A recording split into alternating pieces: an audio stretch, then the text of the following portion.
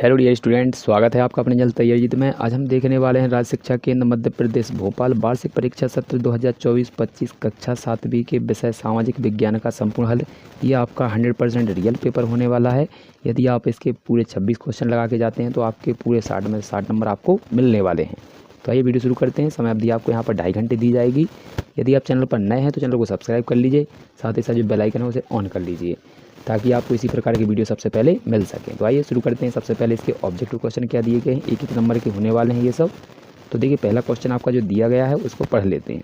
पहला क्वेश्चन दिया गया है, सन 700 से 1750 ईस्वी के बीच हुए परिवर्तनों में नए प्रौद्योगिकी के अंतर्गत सिंचाई में उपयोग किया जाने लगा था।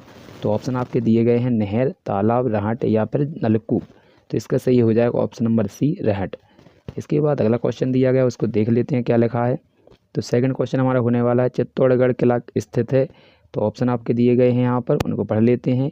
मध्य प्रदेश में, यहाँ पर गुजरात में, राजस्थान में या बंगाल में। तो इसका सही हो जाएगा ऑप्शन नंबर सी, राजस्थान में। तीसरा क्वेश्चन दिया गया, बंगाल की खाड़ी भारत की किस दिशा में स्थित है। ऑप्शन है उत्तर, पूरब, दक्षिण या फिर पश्चिम में। तो इसका सही हो जाएगा ऑप्शन नंबर आपका बी, यानी पूरब में है। इसके बाद अगला क्वेश्चन देख लेते हैं। अगला क्वेश्चन दिया है, जनसंख्या घनत्व कहलाता है। ऑप्शन है आपका, एक विशेष क्षेत्र में बसे हुए लोग, 1 वर्ग किलोमीटर क्षेत्र में बसे लोग, अधिक जनसंख्या वाले या शहरी क्षेत्र में बसे हुए लोग। तो इसका लगाएंगे आप ऑप्शन नंबर बी, 1 वर्ग किलोमीटर में या क्षेत्र में बसे हुए लोगों की संख्या। इसके बाद अगला क्वेश्चन है आपका 5वां, सार्वजनिक स्वास्थ्य सेवा का संचालन किया जाता है, किसके द्वारा किया जाता है। ऑप्शन है निजी चिकित्सक द्वारा, चिकित्सालय, यहाँ पर चिकित्सक द्वारा या फिर महिला स्वास्थ्य सहायक समूह द्वारा, सरकार द्वारा, सहकारी संस्था द्वारा। तो इसका सही हो जाएगा ऑप्शन नंबर बी, यहाँ पर इसका सही हो जाएगा ऑप्शन नंबर सी, सरकार द्वारा किया जाता है इसका संचालन। तो यहाँ पर अगला क्वेश्चन देख लेते हैं। अगला क्वेश्चन दिया है आपका, 6 से लेकर 10 तक रिक्त स्थानों की पूर्ति कीजिए। तो आइए इनके आंसर दिखा देते हैं। तो पहला क्वेश्चन दिया है, संग्राम शाह के पुत्र दलपत ने रानी के साथ विवाह किया था। तो इसमें भरना है आपको दुर्गावती। दूसरा क्वेश्चन दिया है, रामानुज विष्णु भक्त के बहुत प्रभावित थे। तो इसमें हो जाएगा अलवारों। इसके बाद अगला क्वेश्चन है, महासागरों एवं समुद्रों का जल होता है। तो इसमें बनेगा खारा। तो वे बीमारियां जो एक व्यक्ति से दूसरे व्यक्ति में फैलती हैं उसे क्या कहते हैं। तो उसको संक्रामक बीमारियां कहते हैं या संचरणीय बीमारियां कह सकते हैं। इसके बाद 10वां क्वेश्चन दिया है। तो इसमें आपको भरना है, ठीक है।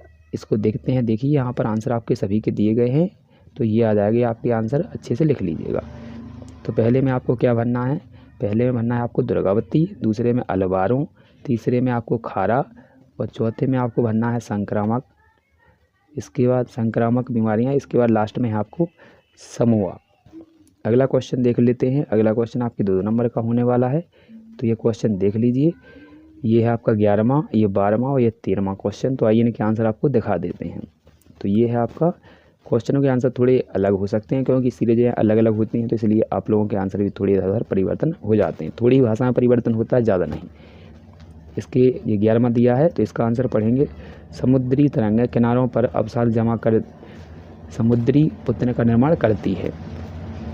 अगला क्वेश्चन देख लेते हैं 12 है। तो इसका आपको आंसर देखिए, ये दिया है, 4 शहरों के नाम बताने हैं आपको प्रसिद्ध। तो वाराणसी, कानपुर, पटना और कोलकाता, ये आपके गंगा नदी के किनारे बसे हुए हैं।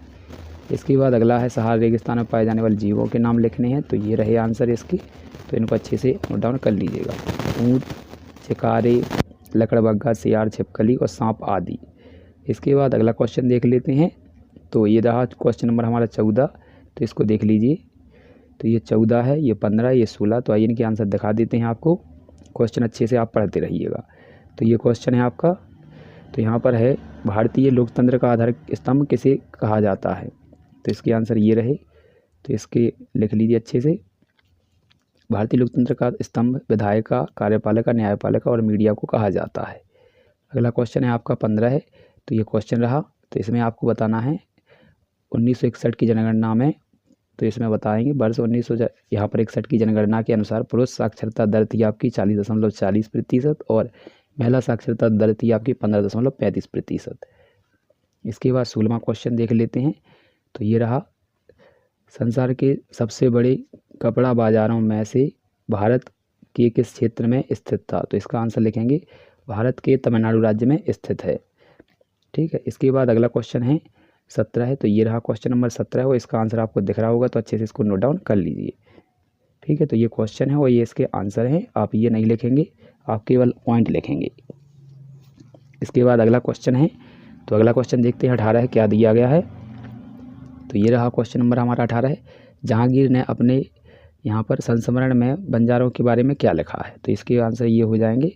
तो यहाँ लिखेंगे बंजारे विभिन्न इलाकों से अपने बैलों पर अनाज लेकर शहरों में बेचते थे। सैन्य अभियानों के अंतर्गत यह दौरान वे मुगल सेना के लिए खाद्यान्न की ढलाई का काम करते थे। किसी भी विशाल सेना के लिए 1 लाख बैल अनाज ढोते थे।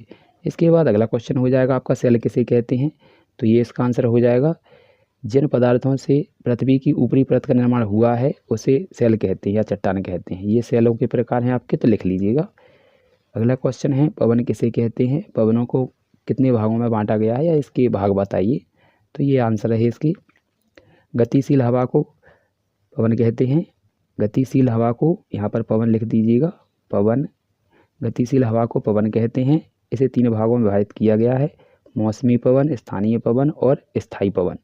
इसके बाद अगला क्वेश्चन देख लेते हैं, तो ये रहा अगला क्वेश्चन आपका। तो यहाँ पर ये 20 तक के क्वेश्चन हमने देख लिए हैं, ये हमारा रहा 21वां क्वेश्चन, तो इसको देख लेते हैं। तो यहाँ पर है पक्की दुकानों से मिलने वाला सामान महंगा क्यों होता है, तो इसका आंसर लिखेंगे क्योंकि इन दुकानों के कई खर्च होते हैं, जैसे कि दुकान का किराया, बिजली का किराया, सरकारी शुल्क और कर्मचारियों का वेतन आदि। ऑनलाइन ख़रीदारी कैसे की जाती है, तो इसका आंसर ये रहा, इसको अच्छे से पढ़ लीजिए। तो ये लगा है सबसे पहले किसी विश्वसनीय वेबसाइट या ऐप पर जाएं, उस पर यहाँ पर लिखेंगे उसे नहीं लिखना है, यहाँ पर मात्रा हटा लीजिए। उस पर अपना खाता बनाएं, वस्तु पसंद करें और उसकी कीमत का भुगतान करके उसे खरीद लें। इसके बाद अगला क्वेश्चन है आपका 23वां।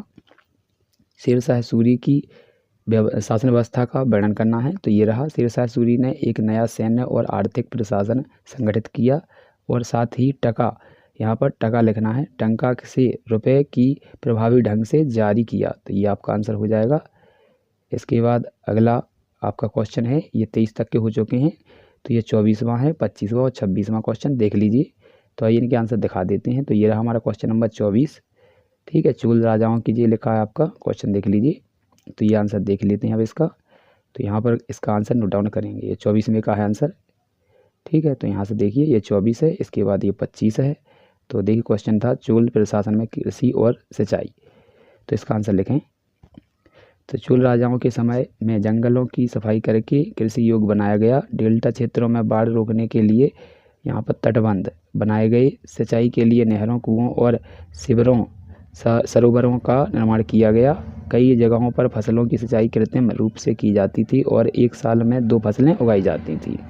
इसके बाद अगला क्वेश्चन है ये 25वां आपका, पर्यावरण का और हमारा संबंध। तो यहाँ से इसके पॉइंट लिखेंगे डायरेक्ट, 1, 2, 3, 4 और 5। इन पॉइंटों को ही लिखना है आपको और ऊपर की परिभाषा नहीं लिखनी है। तो पहला पॉइंट आप लिखेंगे यहाँ से, यह हमें पीने के लिए जल प्रदान करता है, यह हमें सांस लेने के लिए वायु प्रदान करता है, यह हमें आवास बनाने हेतु भूमि प्रदान करता है, यह हमें भोजन प्रदान करता है। और लास्ट में आपका जो 5वां पॉइंट है वो यहाँ पर आपको दिख रहा है। इसके बाद अगला क्वेश्चन है आपका लास्ट जो है आपका 26। तो इसका आंसर है, क्वेश्चन देख लीजिए, यहाँ पर लिखा है सेंसरशिप से क्या आशय है, यह क्यों आवश्यक है। तो इसका आंसर लिखेंगे जब सरकार मीडिया, यहाँ पर लिखेंगे, पढ़ लीजिए, जब सरकार मीडिया को किसी खास खबर या कार्यक्रम या उसके किसी खास हिस्से को सार्वजनिक करने से रोकती है तो उसे सेंसरशिप कहा जाता है। कई बार इससे समाज में, यह क्यों जरूरी है, तो कई बार इससे समाज में विवाद उत्पन्न हो जाते हैं, इसलिए इसे रोकना कई बार आवश्यक हो जाता है।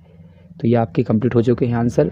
अगले वीडियो में हम संस्कृत के आंसर लेकर आएंगे, तो मिलते हैं। यदि वीडियो अच्छा लगता है तो आपको कमेंट कर दीजिए और लाइक कर दीजिएगा।